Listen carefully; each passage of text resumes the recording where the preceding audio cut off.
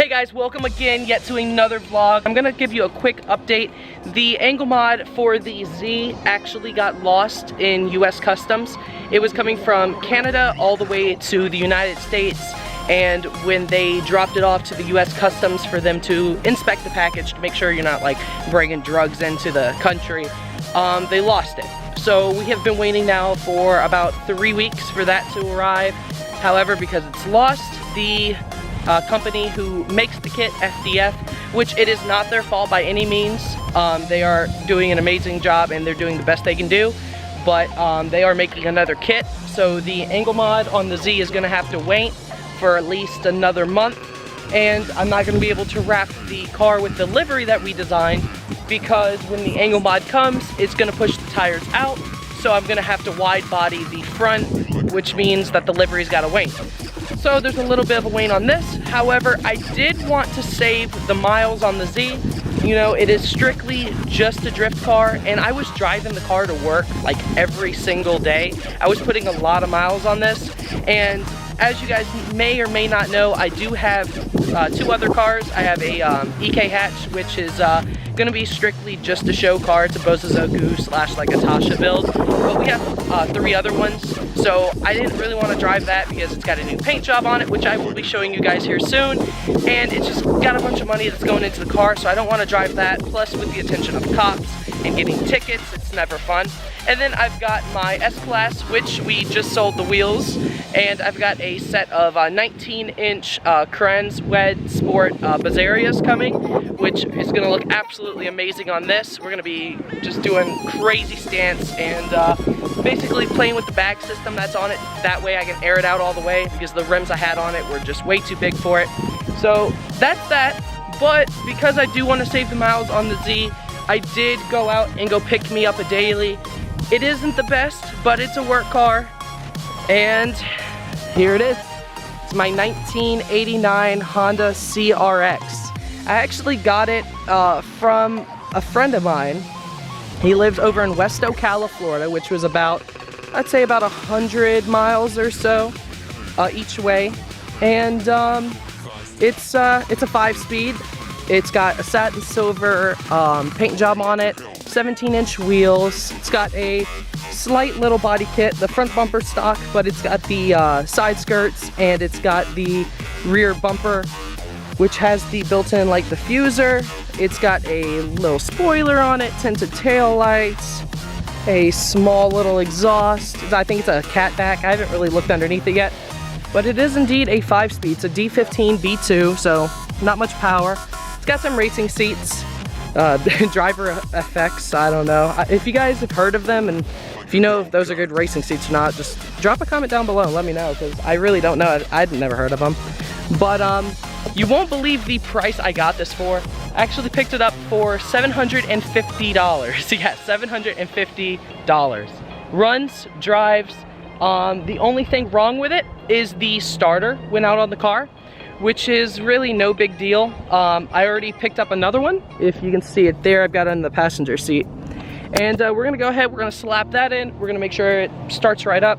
I've just been popping the clutch on it, which is super easy because the car weighs, I think, 18 or 1900 pounds. So we are gonna install that. We're gonna see if it starts on up. If not, we gotta figure out what's wrong with it.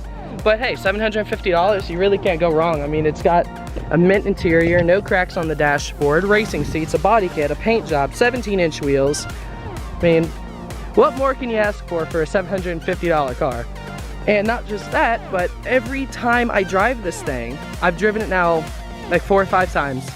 Every time I get to a red light or stop at a gas station, someone offers me money for it. So I might flip it, I might get rid of it, I don't know. Tell me down below what you guys would do. Would you keep this or would you sell it? I don't know. I thought this was pretty cool. It's got I don't know if you can hear that, glass headlights. The side markers are plastic, which I'm changing these and these. I got some clear ones that are coming.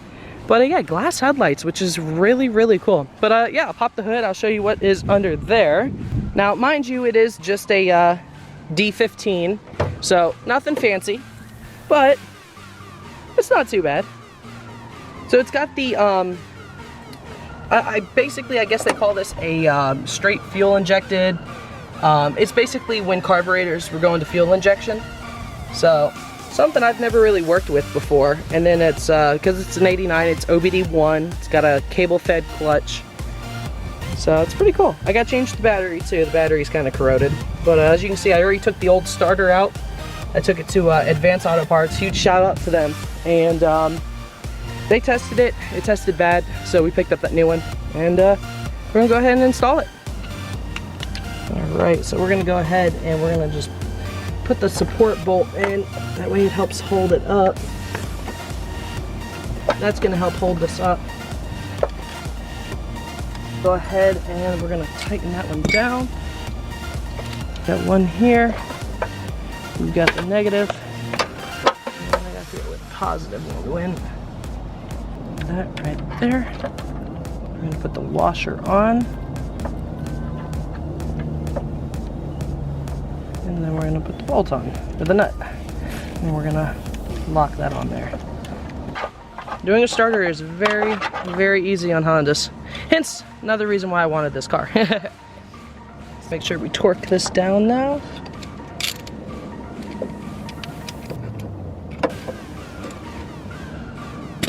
That ain't going nowhere. And then we put the battery back in. Alright, let's go ahead and put the battery back in. Make sure it's on there.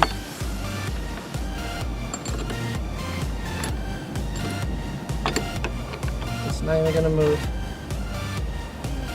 It's not even gonna move. This one's so corroded. Alright, let's see. Alright. Moment of truth. No. Alright, so we changed the starter. We tried to start the car. Car would not start. So we inspected the battery a little bit further.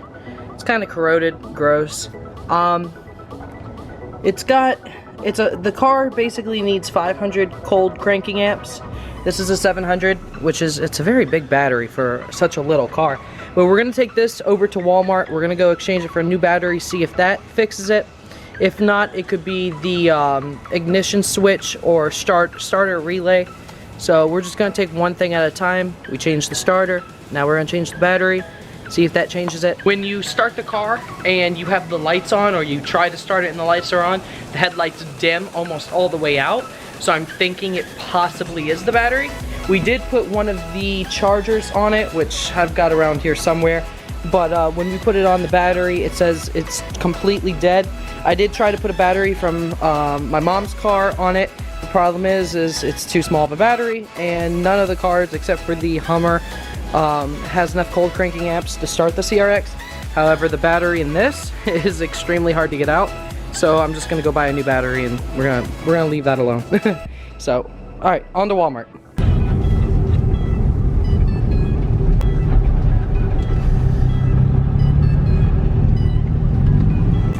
All right, well, we're gonna actually bring back 2 batteries for double the core charge. That way we save the money on the new battery, because I don't need either one of these now.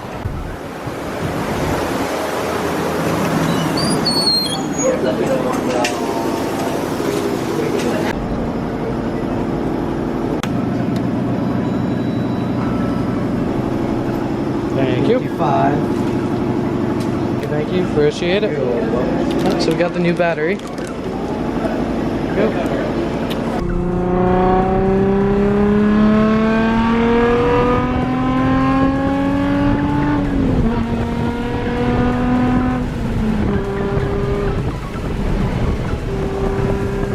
So we're driving home and this beautiful, beautiful Lexus LC is coming up on us. This thing is awesome looking.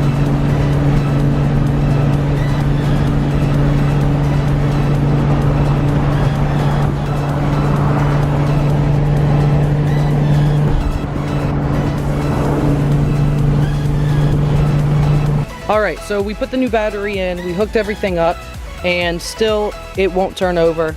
So it's got to be either they sold me a bad starter, which it is a reman starter, or it could be a fuse, which we checked. We're just going to go buy a new one. Could be a couple other things. But I think that's gonna be it for tonight. The sun is starting to fall, the parts stores are closed. So I'm just gonna go ahead and call it quits for today. We'll come back to this another time and we'll put that in the next vlog. But I hope you guys enjoyed the vlog and I'll see you in the next one.